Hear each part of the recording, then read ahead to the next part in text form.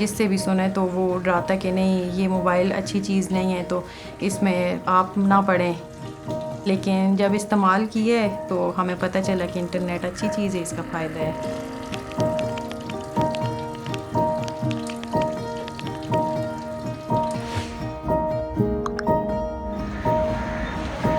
میرا نام سعدی ہے اور میری عمر ہے 35 سال۔ میرے 4 بچے ہیں، میں ہوں، میرے ہسبینڈ۔ بس جی، جب ہسبینڈ کا کام نہیں ہوتا تھا تو گھر کے حالات بڑے خراب ہو جاتے تھے۔ حالات میں بچوں کی ایجوکیشن تھی اور پھر گھر کا رینٹ دینا ہوتا تھا، وہ دینا ہوتا، ہر حال میں وہ دینا تھا، بجلی گیس کے بل دینے ہوتے تھے۔ پھر میں نے سوچا کہ میں ایسا کچھ کرتی ہوں، انٹرنیٹ پہ کوئی کام کرتی ہوں جس سے کچھ تھوڑی مدد مل جائے، کچھ سہارا مل جائے میرے شوہر کو۔ مہندی بہت اچھی لگاتی ہوں، اس کے بعد میں سلائی بہت اچھی کرتی ہوں، کوکنگ بہت اچھی کرتی ہوں۔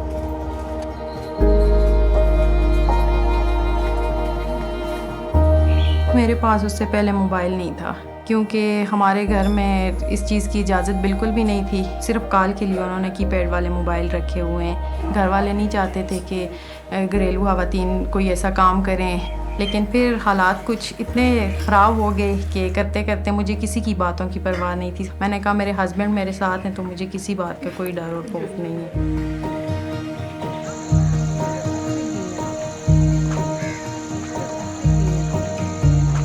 ایک دن کو ان کا پروگرام تھا، پھر انہوں نے ہمیں بتایا کہ اگر کوئی عورت گھر میں، گھریلو عورت جو کوئی، وہ اگر کوئی کام کرنا چاہتی ہے انٹرنیٹ پہ تو ہم ان کی مدد کریں گے۔ پھر اس کے بعد میرے پاس موبائل آیا تو انسٹاگرام کا جو پیج مجھے انہوں نے بنا کے دیا جیز والوں نے، تو اس پہ میں نے کام کرنا شروع کیا۔ چیز میرے ہسبینڈ کو سمجھ نہیں آتی تھی تو وہ میں جیز والوں سے پوچھ لیتی تھی، جیز والے مجھے بتاتے تھے اس کو کیسے کرنا ہے آپ نے، تو اب میں انسٹا کا پیج خود چلا لیتی ہوں۔ موبائل انٹرنیٹ ہماری یہ مدد کی ہے کہ اگر کسی کو نہیں پتا وہ میرا انسٹاگرام پیج دیکھتے ہیں، وہ چیزیں کرتی ہوں، اپنی ویڈیو وغیرہ بنا کے، مہندی کی ویڈیو بنا کے وہ اپلوڈ کرتی ہوں انسٹاگرام پہ۔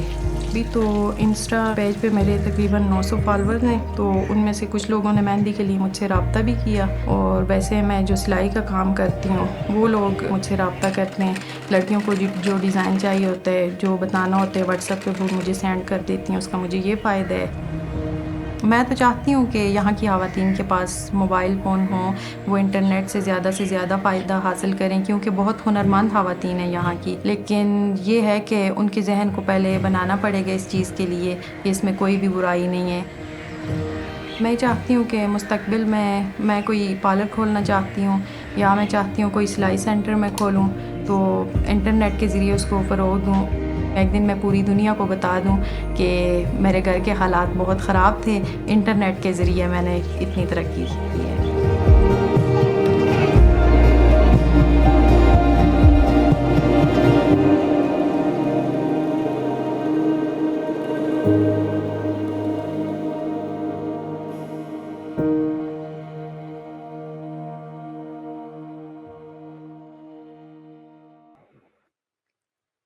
Hello, everyone. I'm delighted to welcome you to today's event on the State of Mobile Internet Connectivity Report 2024. My name is Abby Gleek, and I'm the Insights Director for Digital Inclusion at the GSMA.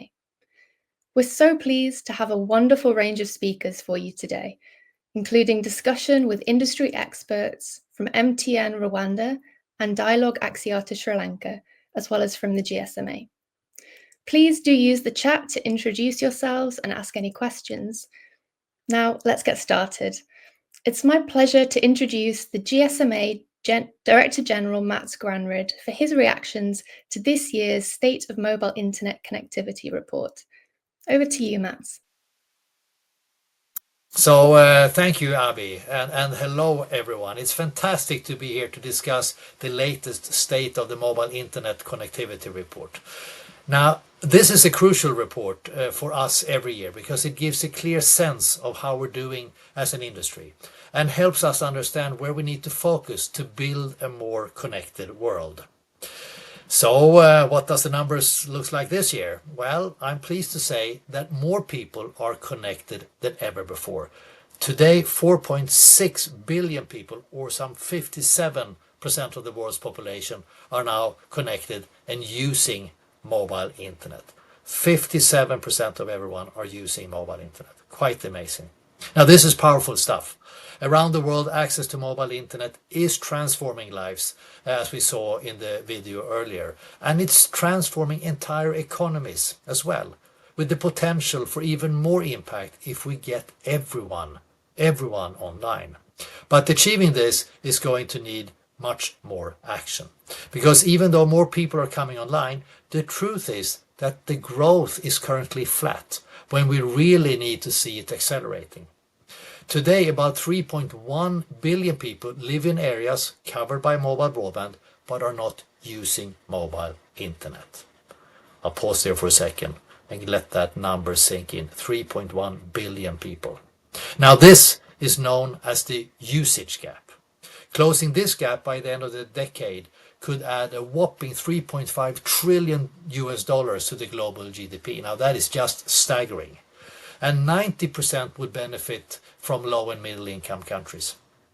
So we have to get this right. But how? Well, investing in infrastructure is really important. Absolutely, yes. But the reality is that the usage gap is 9 times that of the coverage gap. So this is where we really need to focus. And there are a few key barriers that we need to think about. And they are including affordability, and especially handset affordability, digital skills, of course, relevant content and services, and safety and security concerns. Now, it is important to remember that these barriers are often linked. So we need to keep this in mind as we develop solutions. Now, just when you thought it was complicated, let me add another layer, which is that even when people are connected, there is still a digital divide. So what do I mean by that? Well, for example, our data shows how many people only use mobile internet for 1 or 2 activities. And 730 million people are using the internet through a shared device, which means they're probably not using it to its full potential. Even when they do have their own device, it's not always 4G or 5G capable. In sub-Saharan Africa, for example, almost 2/3 of phones are only 3G capable, which means that even if there is a 4G or 5G phone, are limited in what they can do. So these are all things we need to think about as we plan for the future. It is complicated, I know, but it is achievable. At the GSMA, our digital inclusion programs are working very hard to address these barriers for users and non-users as they navigate the digital world. So perhaps this is the exact right time to hand back over to them to share the findings from the report. So thank you very much for listening, and back to you, Abby. Thank you very much, Mats. So now let's take a deeper look at this year's data and trends with the report's co-authors Matthew Shanahan and Calvin Bayer. Thanks for the introduction, Abby. My name is Matthew Shanahan. I'm the Senior Insights Manager in our Connected Society team and co-author of the State of Mobile Internet Connectivity Report 2024. This is a report we publish every year. It aims to provide insights into key trends of mobile broadband coverage and internet use worldwide. The report draws from various GSMA data sources, such as our annual GSMA Consumer Survey, a nationally representative survey, which was administered face-to-face across 12 countries in 2023, the GSMA Mobile Connectivity Index, also known as MCI, and GSMA Intelligence Data and Modeling. The report provides an update on the state of mobile internet connectivity globally, by region, and for different demographics, and we show how this has changed since 2015. Other chapters focus on network coverage, how people are using mobile internet, and the barriers people face to mobile internet adoption. This year, the report also investigates connectivity among children, key barriers to further use of mobile internet among existing users, and highlights the immense economic opportunity of closing the usage gap. Our report features many different data points and brings a lot of new insights. So today, the co-author Calvin Bayer and I will be taking us through some of the main findings, but I also highly recommend downloading the full report for nuanced regional and country-level insights and even more information. We begin by taking a look at connectivity and how it has been growing. As Mats touched on earlier, in 2023, 4.6 billion people were connected to mobile internet. We can see this on the left-hand side of this slide, and we can see how this has been growing over the years. Most of this growth is coming from low and middle-income countries where 95% of the unconnected population lives. On the right-hand side, we have the year-on-year increase. In 2023, an additional 160 million people started using mobile internet. And as you can see, this is similar to the growth in 2022, but is less than in previous years. In fact, before 2022, more than 200 million additional people were coming online each year since we started tracking this in 2015. While it's positive to see continued growth, we do need to look closely at this recent slowdown and ask ourselves, what are the causes? And what can be done to unlock accelerated growth to ensure everyone can benefit from mobile internet? When it comes to infrastructure, we have also seen growth in network coverage. On this slide, we can see the levels of global coverage split by technology. 4G coverage has been expanding, and that's the area in bright red, and is approaching levels of 3G coverage, the area in the lighter red, 92% and 96% respectively. But the majority of investment has been in 5G, the area in dark red, and this is where we see the most growth, having reached 42% global population coverage in 2023. More than half of the growth in 5G was due to rollouts by operators in India alone. Overall, 96% of the global population are now covered by a 3G or higher network. In the two grey areas, you can see what we call the coverage gap. This is the proportion of the population who has either no coverage or lives within 2G coverage only. Network expansion in 2023 marginally reduced this coverage gap to 4% of global population, equivalent to 350 million people.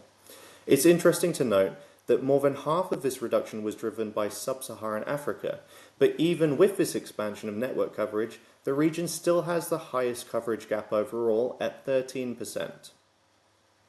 Almost all the gains in mobile broadband coverage across LMICs have been made by upgrading 2G sites. Yet more than half of those not covered by a mobile broadband network, that's around 190 million people, live in areas with no pre-existing mobile infrastructure. These are communities that are predominantly rural, low income and sparsely populated, and they're challenging to reach given the high costs of deploying the required physical infrastructure. Of course, coverage all varies on a country-by-country basis. Across the globe, 31 countries have a coverage gap larger than 10% of the population, and almost all of these are least developed countries, landlocked developing countries, and or small island developing states. The ITU and IMF have estimated that around $430 billion of investment is needed to provide the infrastructure required to enable universal access to broadband by 2030.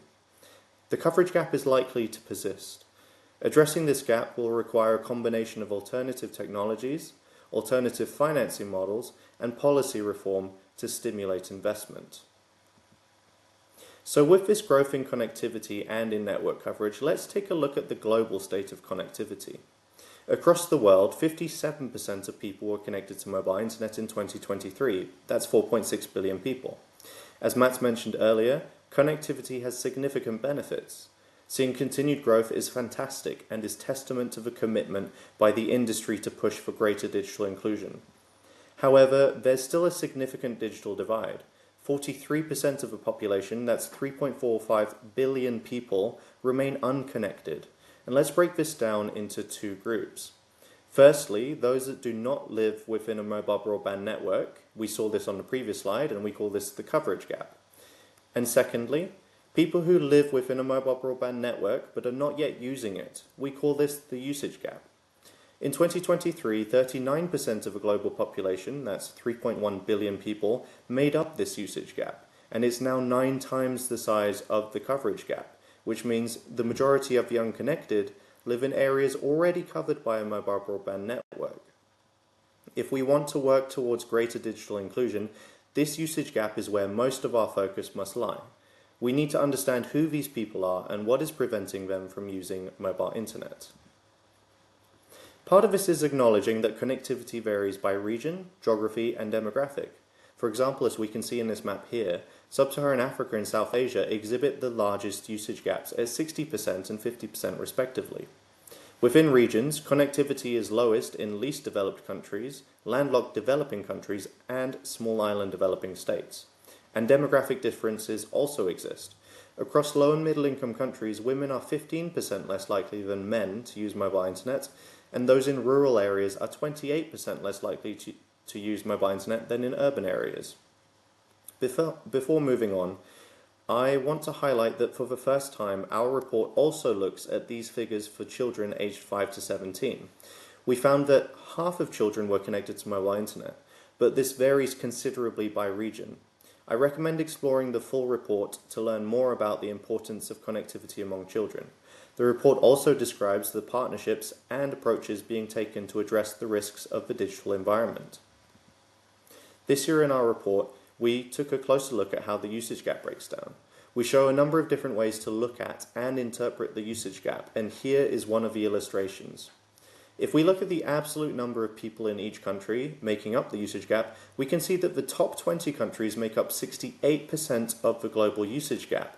That is substantial. Some of the countries with the highest share include India, China, Pakistan, Indonesia, and Nigeria. Our report acknowledges not just the social benefits of addressing the digital divide, but also the enormous economic opportunity. Our analysis shows that closing the usage gap is estimated to add $3.5 trillion in total additional GDP during 2023 to 2030, and an additional $900 billion of GDP in 2030 alone. More than 90% of the benefit, $3.2 trillion, would accrue to LMICs as they account for the vast majority of the unconnected. On the right-hand side, we see this $3.5 trillion opportunity broken down by region. The regions with the greatest economic opportunities are South Asia, East Asia and Pacific, and Sub-Saharan Africa. We also analysed the opportunity in closing the gender gap specifically and found that of the $3.5 trillion, an estimated $1.3 trillion would result from closing the gender gap in mobile internet adoption across LMICs. The majority of this also accruing to South Asia. Targeted investments and effective policy reform are key to accelerating the reduction of both the usage and gender gaps. Now, we know that the usage gap is a significant issue, but our work does not end at addressing the gaps in mobile internet adoption. Connectivity alone is not enough. We need to work towards meaningful connectivity, users having a safe, satisfying, enriching, and productive online experience that is affordable in their context. Doing so will help ensure users are unlocking the benefits that mobile internet can bring. With this in mind, our report illustrates the average mobile internet user journey, seen here, starting with mobile ownership, moving to mobile internet awareness and adoption, and ending with regular and diverse use of mobile internet. The report investigates the digital divides at each stage of the journey. To fully understand how people are engaging with this technology, we need to look at these final segments of the user journey. This data comes from our consumer survey and provides an average for the urban and rural respondents we surveyed across 12 countries. Here we see that most mobile internet users use it daily. In urban areas, an average of 60% of people across the country surveyed had adopted mobile internet, and 52% of urban respondents use it daily. For rural respondents, these figures were 43% and 35% respectively. For the final segment, diverse daily mobile internet use, we define that as using mobile internet for at least 3 different types of activity daily. Not many people fit into this category, as usage is often limited to just 1 or 2 activities. When asked, many mobile internet users said they wanted to use it more. We must consider the importance of not just mobile broadband coverage, but also tackling the substantial usage gap and the divides in regular and diverse use. Also new this year is analysis showing not just the proportion of the population that are connected, but also an additional group that are using mobile internet through shared devices. Here we can see that 57% of the global population are using mobile internet through their own device, as discussed previously. But there is an additional 9%, equivalent to 730 million people, that are using mobile internet through a shared device. GSMA research shows that phone sharing allows much needed access to services, but limits the ability of borrowers to gain technical literacy and use life-enhancing services. Sharing devices does not provide the privacy required for some mobile services, such as maternal health applications, which female users may not feel comfortable accessing on a shared handset. It also prevents service providers from accurately providing information to an end user. Countries with substantial levels of phone sharing saw those borrowing a mobile using it less frequently and for fewer activities than those who own a phone. We discussed earlier that network coverage was expanding, with continuing growth in 4G and 5G. Well, when we analyse mobile internet users by device type, we see that globally, 1 in 5 mobile internet subscribers are still using 3G smartphones or a feature phone to access the internet. This is illustrated in the green and black bars, and this reaches more than a third in Latin America and the Caribbean and Middle East and North Africa, and almost 2/3 in sub-Saharan Africa. For these mobile internet users, these devices will be limiting their ability to benefit from the improved coverage and will be constraining their internet experience. Now that we're starting to think about some of the underlying issues, I'll pass the discussion over to Calvin, Principal Economist at GSMA Intelligence and co-author of this report. He will take you through what's preventing people from adopting and making regular and diverse use of mobile internet in more detail. Many thanks, Matt, and hello to everyone watching. It's a pleasure to be presenting the findings of the latest State of Mobile Internet Connectivity report today. As Matt said, I'm going to summarise the report's key findings on the main barriers to mobile internet adoption. We previously saw that 39% of the global population, around 3.1 billion people, are not using mobile internet, even though they have coverage. So what exactly is stopping these individuals from using it? We can see here the 5 main barriers based on our consumer survey and also other research. They are knowledge and skills, affordability, safety and security, relevance, and access. The access barriers go beyond network-related barriers and include factors such as family disapproval, lack of ID documents, and challenges with charging mobile devices. The report considers each of these barriers in detail, including breakdowns by rural-urban populations and also by gender, but for this presentation I'll just focus on some of the highlights. So the first step to using mobile internet is being aware of it and understanding that it can be accessed on a mobile device. Between 2017 and 2019, the low and middle income countries surveyed by the GSMA experienced a very strong growth in awareness. Since then, though, there's been more of a marginal change. Once awareness in countries reaches around 70 to 80%, the growth trend tends to slow, which suggests that the final 20 to 30% are harder to reach. Overall, awareness is relatively high across the survey countries. In 7 of the 12 countries that we surveyed last year, more than 80% of the population are aware of mobile internet, but it's not universal, as we can see there in countries, particularly in Ethiopia, India, Uganda and Bangladesh. And some demographics are also less likely to be aware of mobile internet, including women and rural people living in rural areas. So promoting awareness remains important in low and middle income countries. To understand how the different barriers are experienced, the report considers how people in different contexts progress along the mobile internet adoption journey. At each stage of the journey, users experience barriers and drop off, as Matthew showed earlier. We also find that the barriers to mobile internet adoption can be different to those for regular and diverse mobile internet use. So in this slide, we can see the main or the top reported barriers for mobile internet adoption.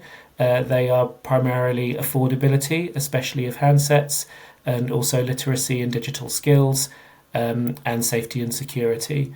The report highlights clear regional trends in the rankings of these barriers. In particular, across the sub-Saharan African countries that we survey, handset affordability is reported as the top barrier. In Asia, it tends to be literacy and digital skills, while in Latin America, it tends to be safety and security. In this year's State of Mobile Internet report, we present for the first time insights not only on adoption barriers, but barriers to regular and diverse use. Among mobile internet users, a significant proportion do want to use it more. Across our survey countries, an average of 43% of mobile internet users reported wanting to use mobile internet more, ranging from 18% in Egypt to 56% in India. And there are also variations by demographic. We tend to find that rural populations and women want to use mobile internet more. The most common reported barrier to greater mobile internet use was safety and security, followed by affordability, primarily of mobile data, but also of handsets, and then the connectivity experience. Regarding the safety and security barriers, these include concerns about receiving unwanted online contact, harmful online content, and scams and fraud.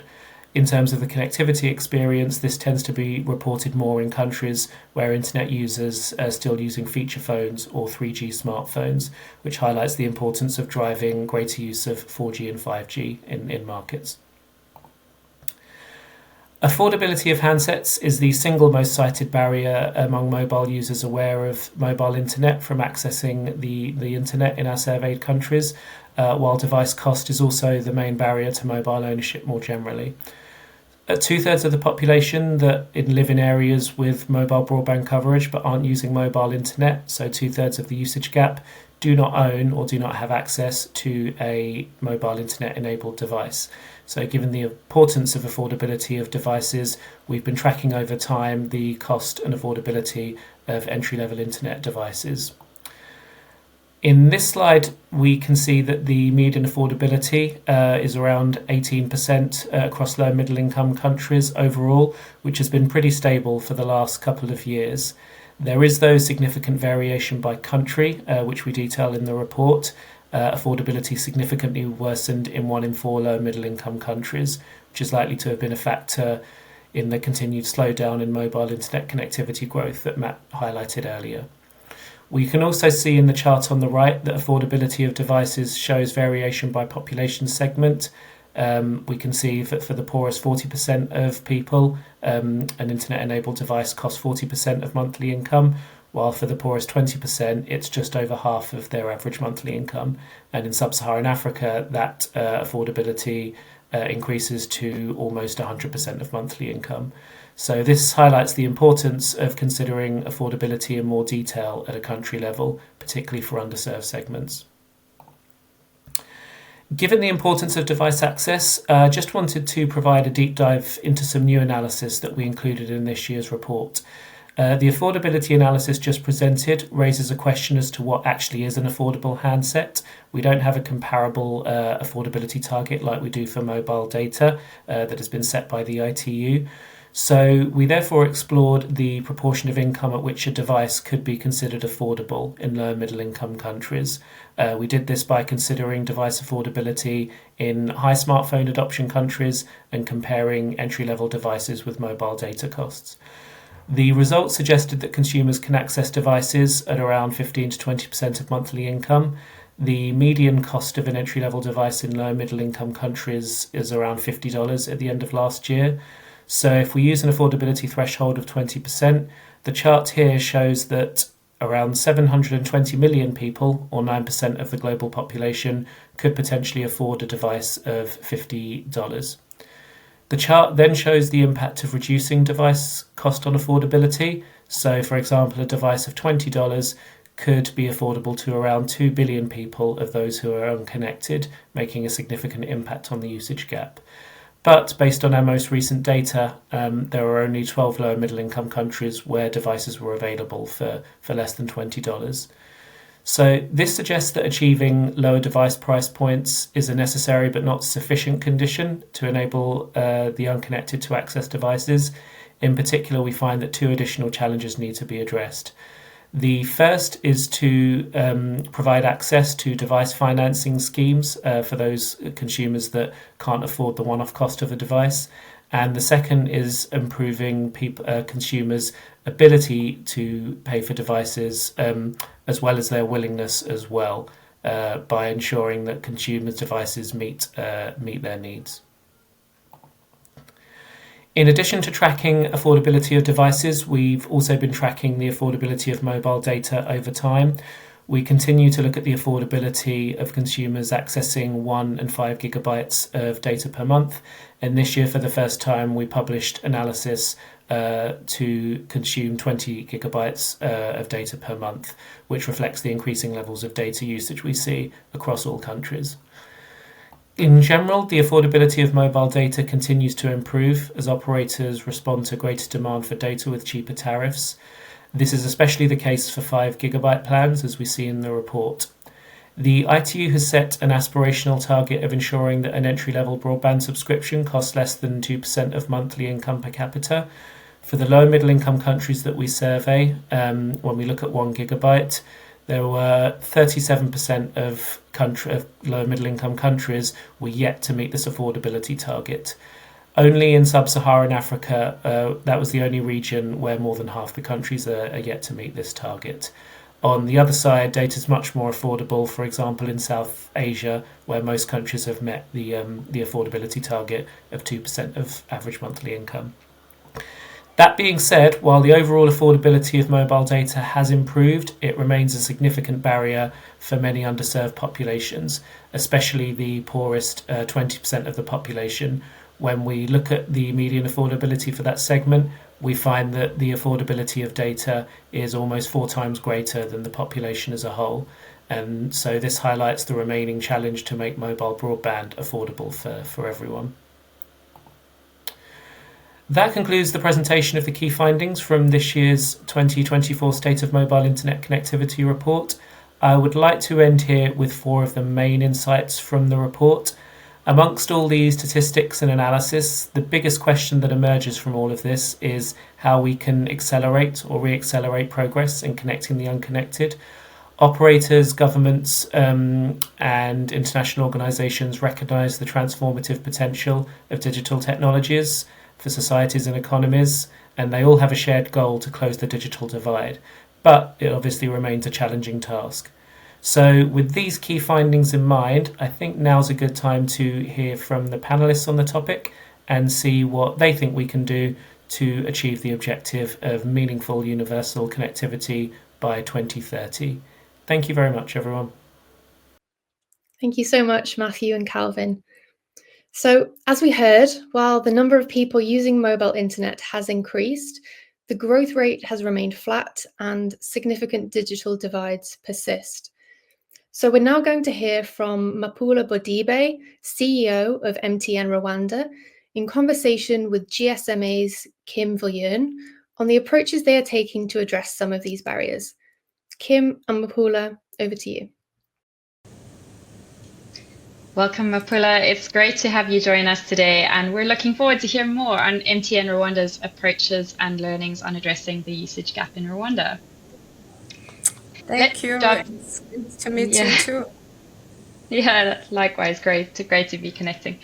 Let's jump straight in, Mapula. I know MTN has implemented several interventions to address the key challenges of handset affordability and lack of knowledge and skills in Rwanda in particular. Please, can you briefly share on these interventions, but more specifically, as you've implemented these for some time, which approaches or strategies in the design and implementation are proving to be most effective for reaching the underserved? Yeah, no, thank you, Kim. I mean, you're speaking about a topic that is particularly close to our heart at MTN Rwanda. I think MTN believes that everyone deserves the benefit of a modern connected life. That is really the ethos that drives us. And we've been focused on trying to close the digital divide because I think we're very conscious that to be able to get connectivity, one of the fundamental needs of customers is a device. We've done a lot of work over the years to roll out connectivity, but what it creates is a usage gap when customers can't get a device to be able to connect to the internet. So we embarked on a very exciting program in 2020 with the Ministry of ICT in Rwanda, because this is also a big priority at a national level.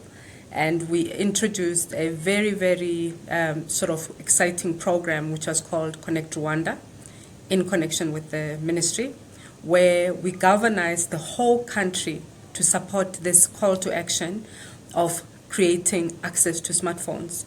And what this meant was that a citizen in Rwanda, a corporate in Rwanda, any individual could actually donate a phone or purchase a phone on behalf of another individual. So it had the sort of the objective of really creating access for those who are underserved. And that program was quite successful. It allowed us to really reach customers in far-reaching areas of the country who didn't have access to a smartphone.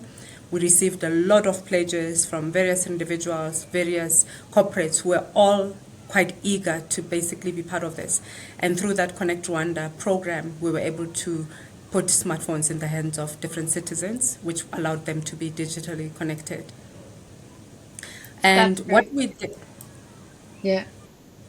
what we have subsequently done is that because of the success of that program, we have continued over the years, to focus on this initiative.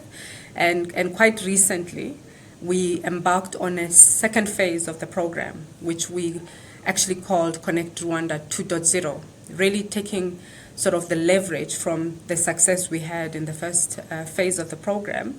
But this time around, we focused on introducing a low-cost device because we realized that, affordability, if removed as a barrier in the hands of citizens, could actually unlock a huge demand for smartphones. And that proved to be a very successful exercise. So again, once again, with the Ministry of ICT, we launched Connect Rwanda 2.0, where we identified particularly communities across Rwanda who were in underserved areas or areas where we had a low penetration of smartphone. We then distributed the smartphone, which was aptly called the Ecosora, which basically cost 20,000 francs, roughly around $18. So this was the most affordable smartphone in the country.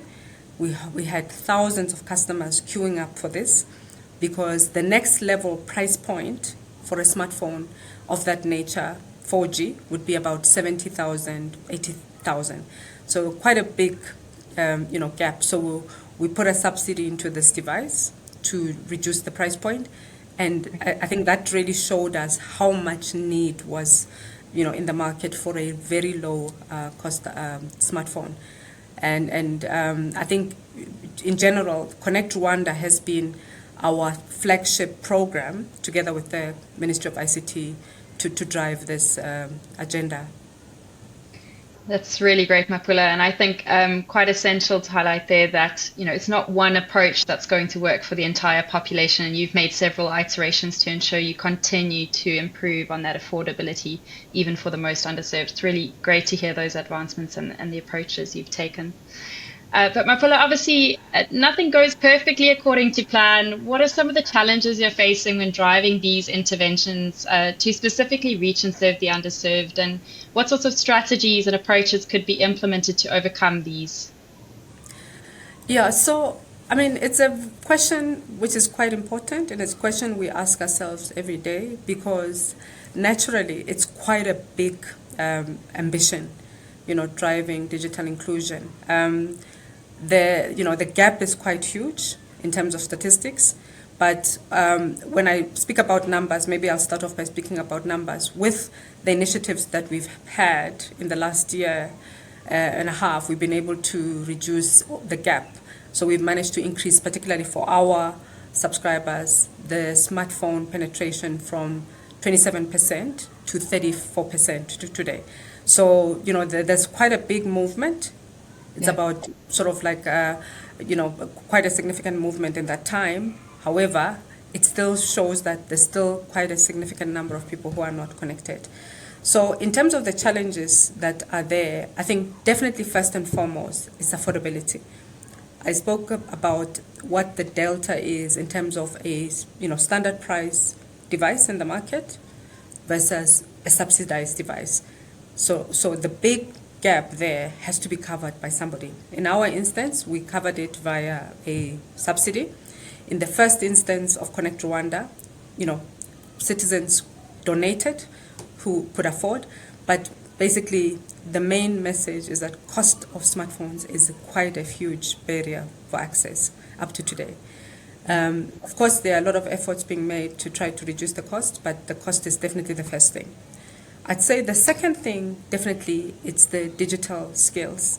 So as much as we have smartphones in the hands of customers, there's still a huge number of customers who still have not sort of unlocked the full potential of the device, mainly because of low digital skills, not being able to understand certain types of features, applications, services. So digital education, digital skills, and as a gap has also been quite a barrier. And because of that, we are also embarking on a lot of programs to try to drive education around what are the benefits of services, what are the benefits of different applications, and all of these type of barriers. Once customers overcome them, we've seen that they've really been quite willing to, enter the digital age. I think the third component, I would say, in terms of access, it's really around, we still find that there's a lot of customers who, as much as they might be able to use a smartphone at an affordable rate, service, which is cost, still becomes a barrier. And in our specific role, what we've been doing, we've been trying quite with a focus to reduce smartphone affordable data prices, introduced affordable data prices over the last 3 years. Of course, this remains a priority for us, but customers are continuously creating that awareness of the need for affordable data pricing. And that really helps us to be able to, to understand sort of what the sweet spot is in terms of market pricing. What I didn't mention, which I think for me had been a challenge for a while, is basically the lack of our own connectivity. In the last few years, we had not had our own 4G network. And right now, we are very proud that in July last year, we were able to roll out our own 4G network, which today allows us to serve almost 2 million subscribers. So in 1 year, we've been able to grow our connectivity on 4G by more than 600%. This is on the back of the rollout of our own network. So that's an area that, still is a challenge in that, we are planning to roll out up to 100%. We are currently at about 87%. So you do find other parts of the country where, because that service has not really reached there, at 87%, you might find that, customer might still need the service. So, but this is definitely an area that we are focusing very much hard on to make sure that we are closing that gap. Thanks, Mpula. I actually recall the excitement around the launch of the 4G rollout, and obviously that opens up a whole new spectrum of opportunity for customers and for MTN. I think what you highlighted in terms of those holistic approaches, particularly for new customers or new mobile device owners, bringing alongside the customer education on digital skills and then also the data affordability efforts are essential. Really thinking holistically about how you maximize the impact of that device. Great points. What's the one thing, Mapula, that's keeping you up at night and that you really want MTN to tackle successfully this year in terms of bridging the usage gap? Yeah, so, I think the usage gap is something that is very central to our business. We've spent the last 3 to 5 years building the best network in Rwanda. And today we can proudly say that we are covering 99.9% of the country with connectivity. And that is something that we've invested a lot in. Now, connectivity alone does not necessarily enable access if you have smartphones as a barrier. So definitely, as I mentioned, we've now achieved 34% of smartphone adoption, but we're still sitting with, in our context, a gap of 5 million customers who don't have smartphones. So we have a base of 7.6 million customers. We are very proud that today we can say that 2.6 million customers have a smartphone. But when I think about that 5 million and the fact that these are people who have not had the opportunity to enjoy the services that you and I might, take for granted, I really, it keeps me awake because I think that in terms of the job to be done, there's so many parts that have to come together. I've spoken about the cost, which to a large degree, has been self-funded today. And, we need the partnerships, we need the collaboration to be able to reduce the cost of smartphone. The first leg has been largely, invested by ourselves, which is the connectivity. But definitely to close the gap for these 5 million people, we do need collaborations, we need partnerships, we need sort of the ongoing efforts with the Ministry of ICT to be able to really tackle this 5 million challenge of Rwandans on MTN who don't have a smartphone. This keeps me awake because these customers, until we give them access to smartphone, remain excluded from the digital world. Mapula, I can definitely sense the urgency in your tone there to address that digital divide and make sure you get devices into the hands of those who need it most.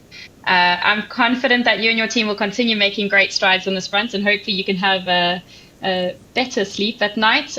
But thank you so much for joining us today and for sharing some of your thoughts in response to these questions. Thank you.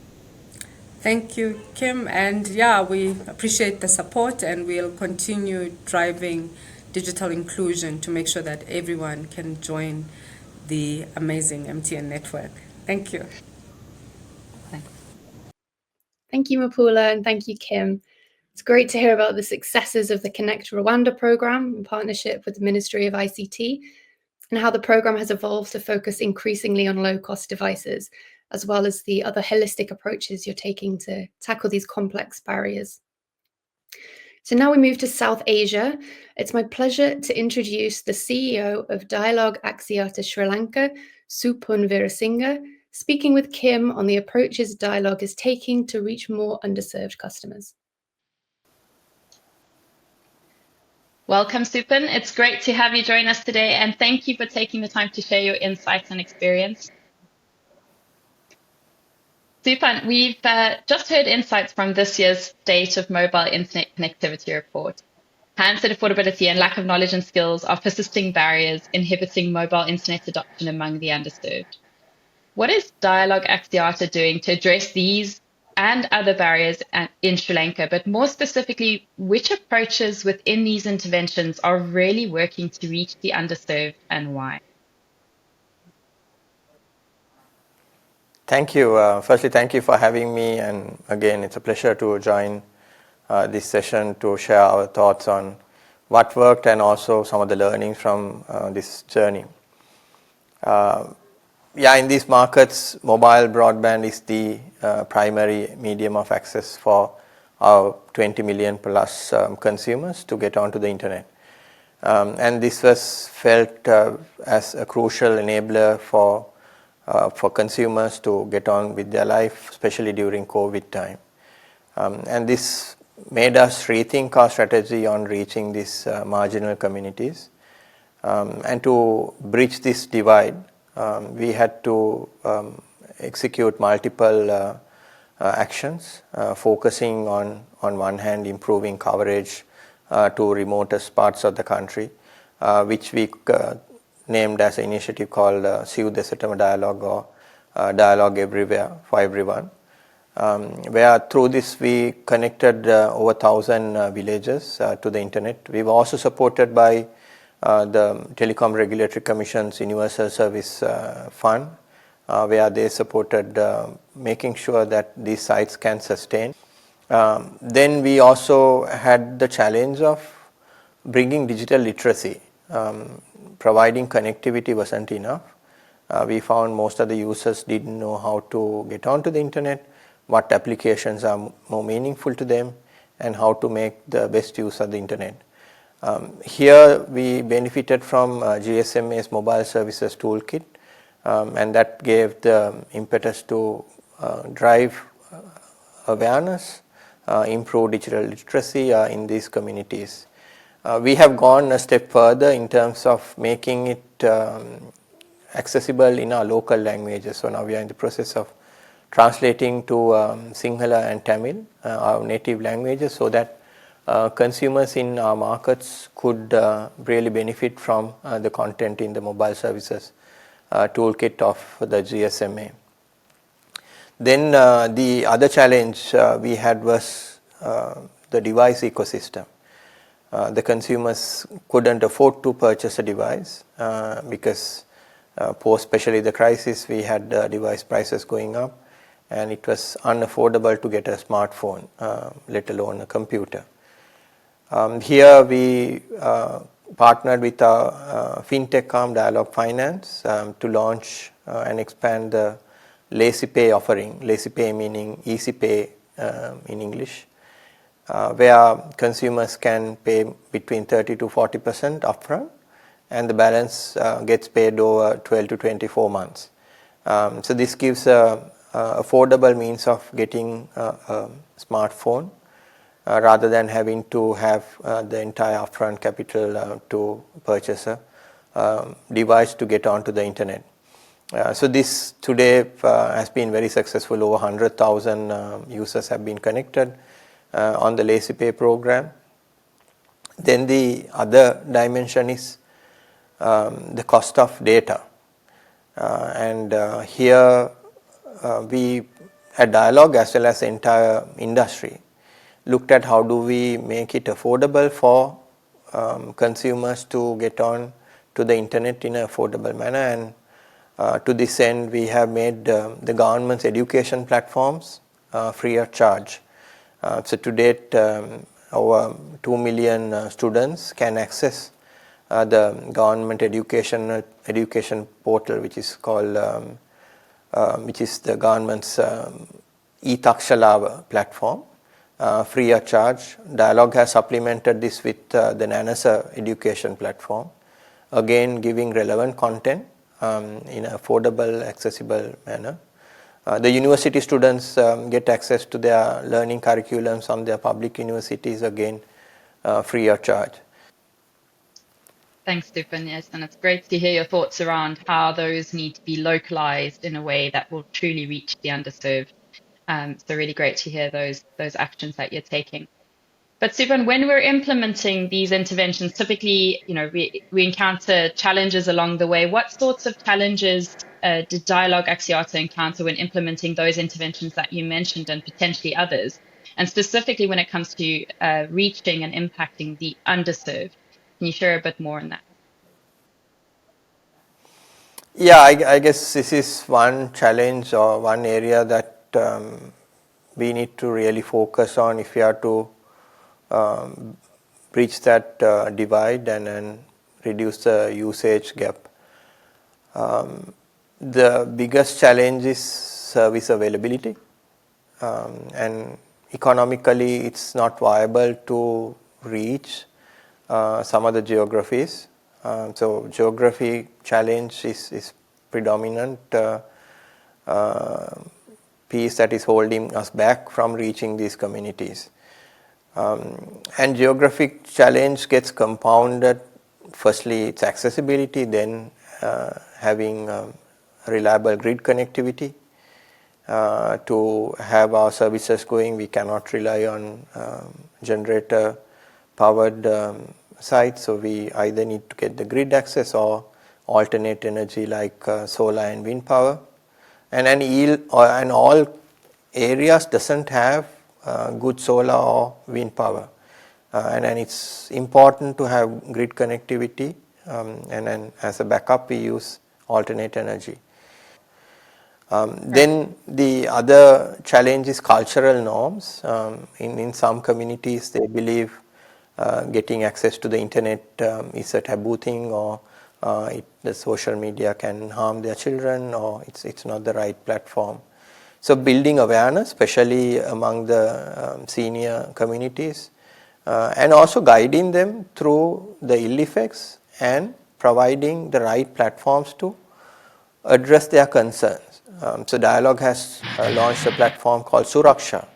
Suraksha means protection, which gives the access to the subscriber to control the content that they don't want to have access to. So the parent can control the content of the child if it's adult content, or if it's content that the child can be distracted, like gaming content. So the Suraksha platform again is a tool that we have given again free of charge, because subscribers don't pay for these things, but those are important to bridge that initial hurdle of sorting out the ill effects. Then the other one is the affordability challenge. We have been working on making these platforms affordable. Our data charges, Sri Lanka's data charges, is one of the cheapest in the world. I would say the one lowest 10 countries in the world when it comes to data pricing. So this affordable data pricing again helps them to adapt. And we have created a 2-tier product offering. The standard product is priced at the normal rate, and we have given a tiered product which is on SD rate, SD quality or 360p video, where they could buy unlimited video for $2. That kind of offering would help to still get onto the internet, consume the stuff on the YouTube unlimited without worrying about charges, and make it more affordable. So the charging principles, the product principles have been modified in a manner which suits these communities. Thanks, Stephen. And you mentioned your LesiPay device financing scheme, and you've mentioned your customer education efforts. So we're talking about 13 million people in Sri Lanka who are not using mobile internet, of whom 7 million have no device at all. How is Dialogue going to achieve scale with these interventions or others? Yeah, so I think one big step we took this year was also to drive market consolidation, and then it was we have merged this year with the Airtel network, and that has increased our footprint. So coverage has moved from 94% to 97% for Dialogue customers. Then the Airtel customers who came onto the Dialogue network has seen a coverage improvement from 85% population to 97%. A very significant improvement for 3 million users on the Airtel network.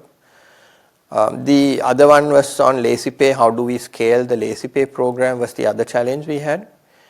So the first phase was more linked to pre-screen customers. So we credit score the entire customer base and identify customers with a good credit score and then offer them. But we saw that lots of customers were falling out and they couldn't come onto the scheme. So a few months ago we launched a program where anyone could purchase a device. Even a new customer could come and buy a device on an installment program. So we removed the credit scoring barrier and have extended it to the larger masses. Here we work with the device manufacturer, bringing in device management features so that the device will be controlled based on the payment pattern. And we have been able to maintain less than 2 to 3% non-performing level loans on this device financing that we have done. Lastly, we have been also working on driving down the price of the device. So working with our OEMs to introduce low-cost devices. Initially, we brought in a device which has access to internet for around $35. Now we are working on bringing in a device with 5G under $100. All these initiatives are towards making we break the device barrier and get people onto the internet while we build world-class digital infrastructure. Super, and those are very exciting advancements. Are really great to hear that. The last thing we'd like to hear from you today is what's the one thing you really want to crack this year in terms of bridging the usage gap in Sri Lanka? Yeah, I think the one thing is to, I would say, building awareness on the internet and its benefits, and making sure that everyone gets onto the internet, because we have a large proportion of the users who are not connected while having the right device, while being on the having internet, not getting on. So it's that education challenge that we are trying to break by the platforms that you have at GSMA, as well as bringing all our content partners together, creating the relevant content both on education as well as other tools for their profession, vocation. For agriculture, again, we have a good platform with the GSMA called Govimituru, serving over 1 million farmers. For dayboat fishermen, warning on weather conditions, which we call Sairu. Over 200,000 fishermen use that. So bringing these applications and more of that, bringing stuff like AI to further improve the value of these applications to make the internet, make connectivity more meaningful to their lives. Thank you, Supan, for these valuable insights and the great work that you're doing to bridge the digital divide. We look forward to our continued collaboration and to seeing the impact of Dialogue's efforts in bridging the usage gap in Sri Lanka. Thank you. Thank you very much for having us. Thank you. Thank you so much, Supan and Kim. It's fantastic to hear about the comprehensive approaches Dialogue's been taking. Now, finally, I'm delighted to hand over to Claire Sibthorpe, Head of Digital Inclusion at the GSMA, for her thoughts on all the insights shared today and what it means for how we tackle these digital inclusion priorities. Thanks, Abby. I know we're over time, so I'll keep my comments short. Thank you for all the speakers who gave their time and shared their fascinating insights on what they're doing and the challenges they're facing in terms of driving digital inclusion.